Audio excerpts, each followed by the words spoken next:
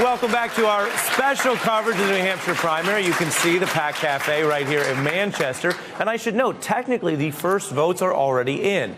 5 residents in that tiny town of Dixville Notch voting just after midnight. That's a tradition here. 3 people wrote in votes for Mike Bloomberg there, in addition to votes for Sanders and Buttigieg. Now, that outcome may be purely symbolic, but it is a reminder of how Bloomberg looms over this Democratic race. And now he's getting hit today over 2015 statements defending racial profiling that were unearthed by podcast host Benjamin Dixon, who is a Sanders supporter. But that's not all. Donald Trump's campaign manager has a new tweet up with the same audio, and that comes after President Donald Trump posted and then deleted this tweet calling Bloomberg a, quote, total racist. NBC News has reached out to the White House about this. Now, let's be clear.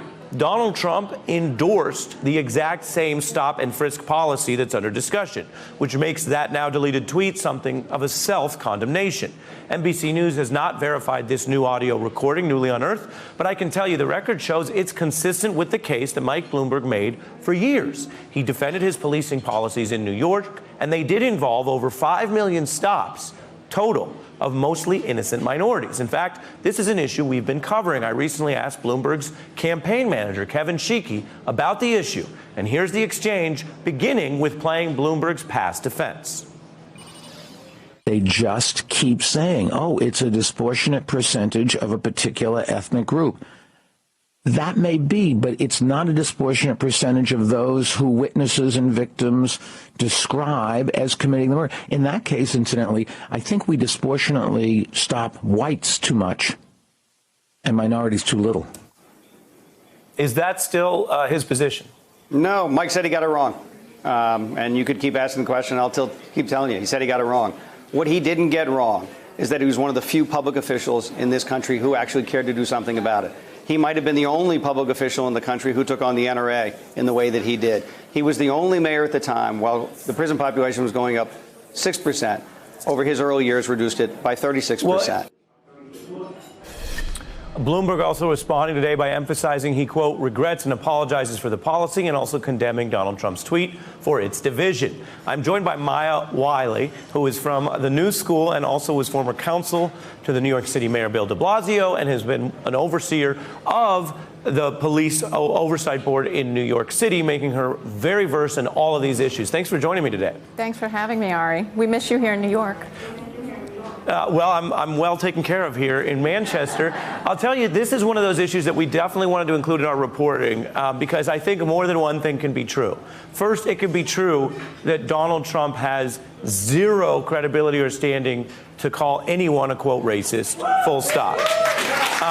But second, I think it can be true that as voters assess the records of all of the candidates, including Mr. Bloomberg, who wants the Democratic nomination, as I press his campaign manager, the history here is important.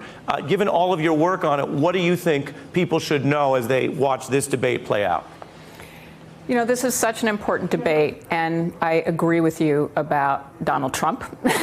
And what's so important for this conversation about stop and frisk, not just in New York City, by the way, because it's not just and wasn't just a New York City phenomenon, but when Michael Bloomberg says he got it wrong, he says he got it wrong in 2020 when we've had more than 6 years of data demonstrating that 90% of people who were largely Black and Latino who were being stopped and frisked in New York City were never even being summoned as a result of that stop.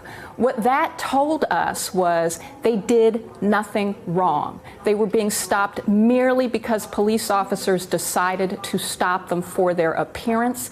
And there was very little left for a federal judge but to find that that was essentially racial profiling. That they were not, unlike Michael Bloomberg's statement, matching some description where the description was of someone who was Black or Latino. And the other thing to point out is in January of 2019, a year ago, Michael Bloomberg doubled down on his defense of stop and frisk, again, with crime numbers dropping every year in the city, particularly on murders. And by the way, He had made the point that stop and frisk was important to get weapons off the street. And I believe that Michael Bloomberg deserves a lot of credit for his efforts on gun violence. And by the way, the New York City Police Department got a lot of guns off the street. That is true. What isn't true is that people who were stopped and frisked had weapons. Very, very few. 1.5% of people who were stopped recovered a weapon. And by the way, weapon doesn't necessarily mean gun. It could have been knife. So it wasn't solving any problem, but I tell you what it was doing. It was traumatizing Black and Latino New York City residents. And to a point where literally furtive action, that means you flinch or kind of run and turn away when you see a police officer coming, that would give police an excuse to stop someone. But unfortunately, part of why people were doing that is they were so terrified of the police department. And what we need for public safety in this country is for police to be trusted partners with community. And stop and frisk was the very thing that kept police and community apart, which meant our communities were not as safe as they should be. So unfortunately, Michael Bloomberg is not very credible on this point. I think it's absolutely accurate to say he has apologized. He apologized in 2020 with years of data and a federal court decision that he said he would appeal that had demonstrated that stop and frisk was nothing but profiling Black and Latino New Yorkers.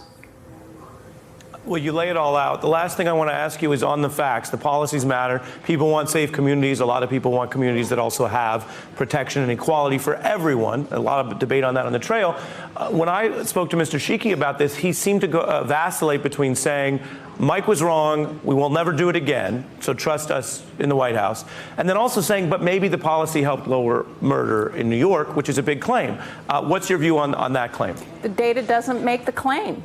I mean, look, I think we need a president. I'm not telling people who to vote for, but one of the things we need in the next president is one that tells the truth and bases it on fact.